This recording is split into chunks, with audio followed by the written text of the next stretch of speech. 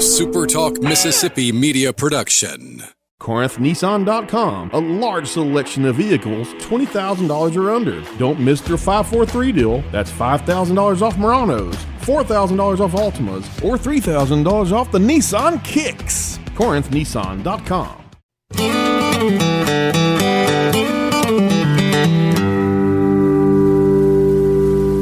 You know, some stories have to be told.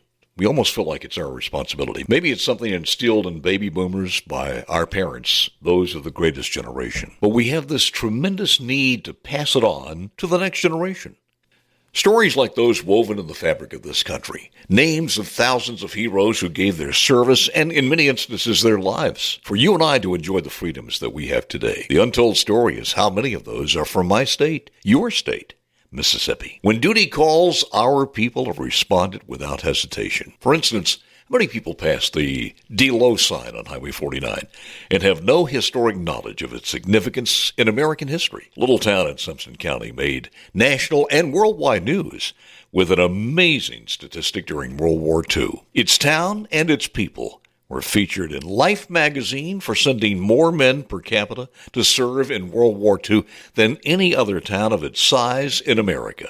38% of the population of men who lived in D-Low, Mississippi, served in World War II. This is the story of just one Mississippian who answered the call, a Mississippian named Rabbit. Now, many of you know the story. Some of you were fortunate to even know the man before he passed away in 2017. For those who knew him or just know his story, we take time to share it with those who haven't, but should. A salute to a man named Rabbit. After this, from our friends at Divinity Equipment. It was wisdom passed down from our dads and granddads.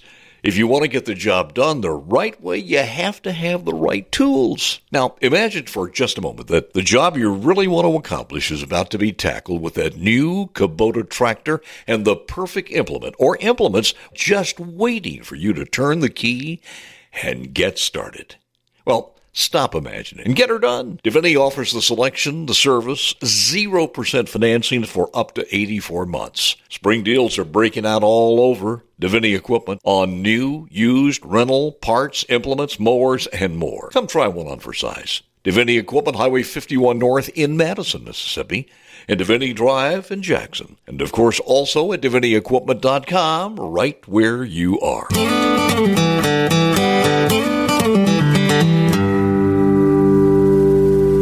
Now back to a man named Rabbit. This comes from several articles patched together about this most remarkable man.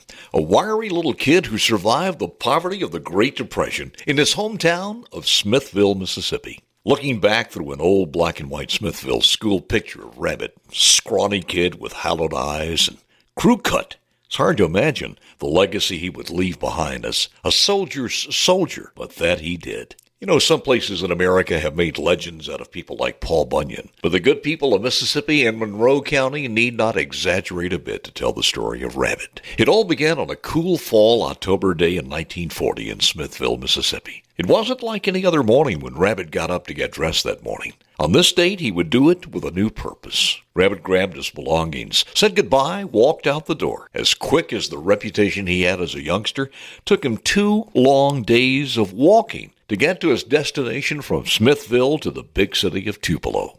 In desperate need of clothing and a new pair of shoes, he took his total savings all in one pocket of $1 and walked into Reed's department store downtown Tupelo. There he was assisted by a 17-year-old named Jack Reed. The young man rang up on the cash register Rabbit's purchase of a sweater and a pair of shoes. Total $1.03. Jack Reed let the 3 cents slide. Rabbit promised that one day he would make good on that 3 cents. From Tupelo, Rabbit hopped on an overnight train bound for Georgia, an Army basic training. For the next 35 years, history would be written that this Mississippi man defied the odds as one of the most, if not the most, decorated soldier in the entire history of the United States Army. From boot camp, Rabbit's quick path to life or death survival in combat must have been surreal. It all began with the Battle of the Bulge, the last major German offensive campaign on the Western Front during World War II.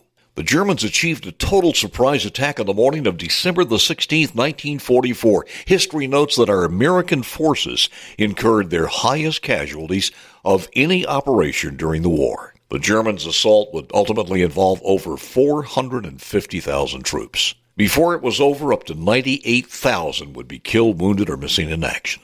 American forces responded with 610,000 soldiers, 89,000 casualties, of which 19,000 died in action. The kid from Smithville weathered the nightmare of that fierce fight, at one point spending 9 frigid days and nights in a foxhole next to a dead German soldier. For the average guy, the logical next move would be a train back to Smithville, not Rabbit. For him, the experience of combat made him stronger and made him appreciate the sacrifices of his fellow soldiers even more. He decided not to come home. Instead, Rabbit made the Army family. From there, he saw action in Korea. He gained the trust and admiration of his peers and the Army brass. He rose through the ranks and became known as a hard-shoe soldier, whose book of rules were written in the code of the famous brown shoe soldier. That could be interpreted as, what doesn't kill you makes you stronger. And by the time Rabbit Kennedy was named Command Sergeant Major, he was known throughout the U.S. Army affectionately, and I quote, one of the toughest sons of bitches in uniform. In 1965, duty called again, and Rabbit was chosen to lead the Army's 1st Cavalry 9th Division into combat in Vietnam. When the first wave hit the shore, Rabbit was in front proudly carrying Old Glory. That picture of the Mississippi soldier from Smithville was picked up and published on the cover of Life magazine. And that sealed his legacy as one of the most respected and trusted non-commissioned officers in the Vietnam War. That said, Rabbit never let the notoriety overtake his duty of responsibility for his soldiers. He did interviews, met with the likes of movie stars and powerful politicians, once even given the honor by President Johnson of awarding the Medal of Honor to several soldiers. But his men were always number one. There was a story told that one of his men's paycheck was delayed, and he needed it desperately to buy a ticket home to see his mother, who was dying. Rabbit pulled every string he had, and the money arrived in time. He never really thought about the man again. As Rabbit tells the story, it was many years later, after retirement, he was doing some yard work when a black Buick pulled up in the driveway in his home in Amory, Mississippi. The man who got out of the car to shake Rabbit's hand and just say thank you was that same soldier. So after 35 years fighting for freedom, Rabbit Kennedy came home to Mississippi in 1975. As he hung up his uniform, he left as the most decorated soldier in the history of the Army. Along the way, the scrawny kid from Smithville, Mississippi, earned 4 Legion of Merit medals for distinguished service. That's more than any soldier in the history of the United States Army.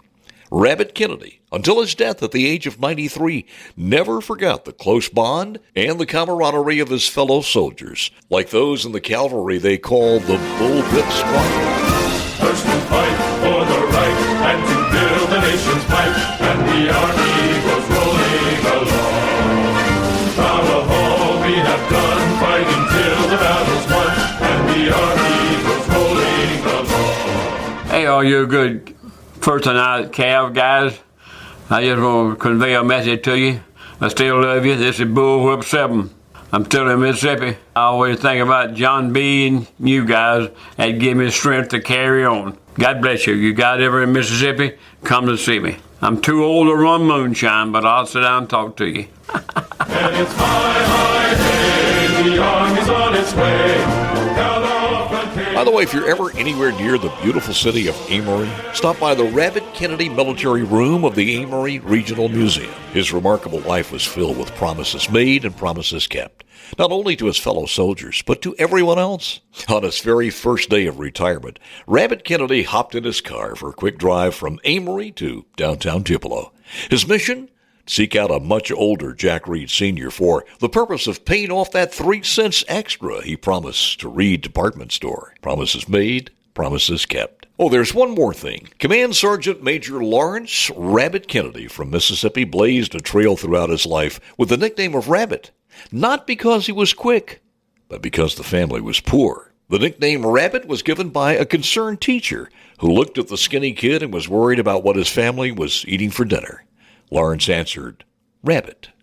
If you ask him how he did it during the darkest days, Rabbit might say he did it with love of country and love of state. A state, even in the darkest of times, always provided a bit of Mississippi magic. A